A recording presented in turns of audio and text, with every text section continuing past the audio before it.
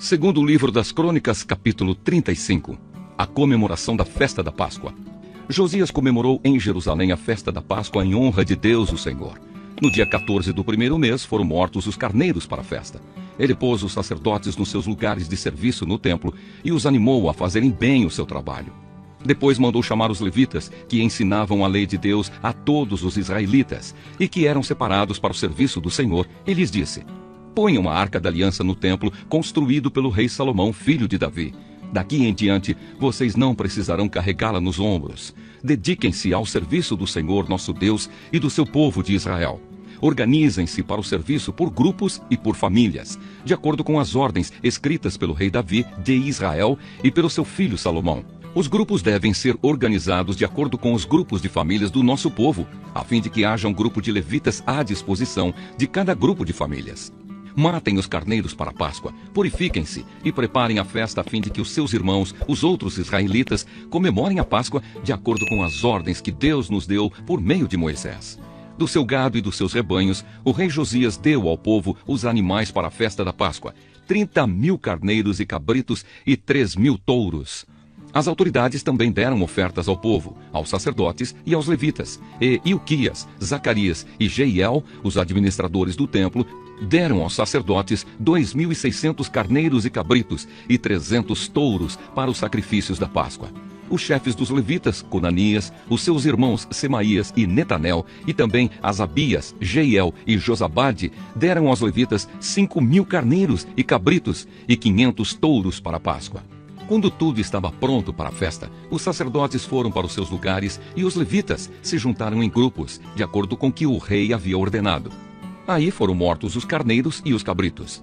Os levitas tiravam a pele dos animais, davam o sangue aos sacerdotes e estes borrifavam o altar com ele.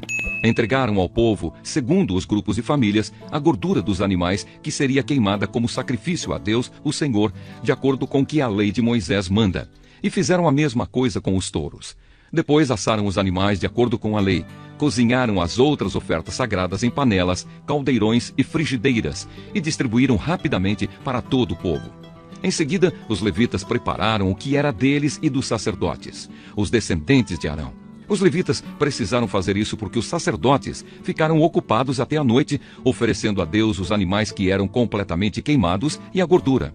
Os cantores do grupo de Asaf estavam nos seus lugares, de acordo com as ordens do rei Davi e de Asaf, de Emã e de Gedutum, o profeta do rei. Os guardas também estavam nos seus lugares, guardando os portões do templo. Nenhum deles precisou abandonar o seu posto, pois os seus colegas, os outros levitas, prepararam a parte dos sacrifícios que era deles. Assim tudo foi feito naquele dia para a adoração de Deus, o Senhor, como o rei Josias havia ordenado. Comemoraram a festa da Páscoa em honra do Senhor e apresentaram as ofertas que eram completamente queimadas no altar.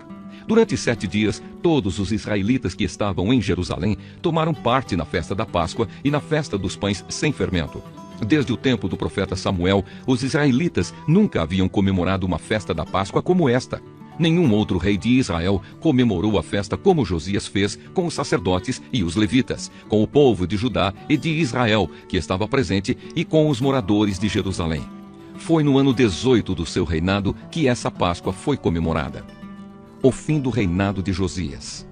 Depois de tudo isso, quando Josias já havia acabado de pôr em ordem o templo e o culto, o rei Neco, do Egito, marchou com o seu exército para lutar em Carquemes, que ficava na beira do rio Eufrates. Josias saiu com o seu exército para lutar contra ele, mas Neco lhe mandou a seguinte mensagem: Rei de Judá, você não tem nada a ver com esta luta. Eu não vim lutar contra você, mas contra os meus inimigos, e Deus mandou que eu me apressasse. Deus está comigo, portanto, se você lutar contra Deus, ele o destruirá. Mas Josias não voltou atrás. Ele não quis dar atenção ao aviso que Deus estava dando por meio do rei Neco. Pelo contrário, ele se disfarçou e marchou para lutar contra Neco no Vale do Megido. Os soldados egípcios atiraram flechas contra Josias e ele gritou para os seus oficiais: Estou gravemente ferido, tirem-me daqui! Os oficiais o tiraram do seu carro de guerra e o puseram em outro carro e o levaram para Jerusalém. Josias morreu e foi sepultado nos túmulos dos reis. Todo o povo de Judá e de Jerusalém chorou a morte dele. O profeta Jeremias compôs uma lamentação em honra de Josias. Até hoje, os cantores e as cantoras cantam essa canção quando choram a morte de Josias. Já se tornou costume em Israel cantar essas canções que se acham na coleção de Lamentações. Josias fez muitas outras coisas e praticou atos de bondade em obediência à lei de Deus, o Senhor. Tudo o que ele fez, desde o começo até o fim do seu reinado, está escrito na história dos reis de Israel e de Judá.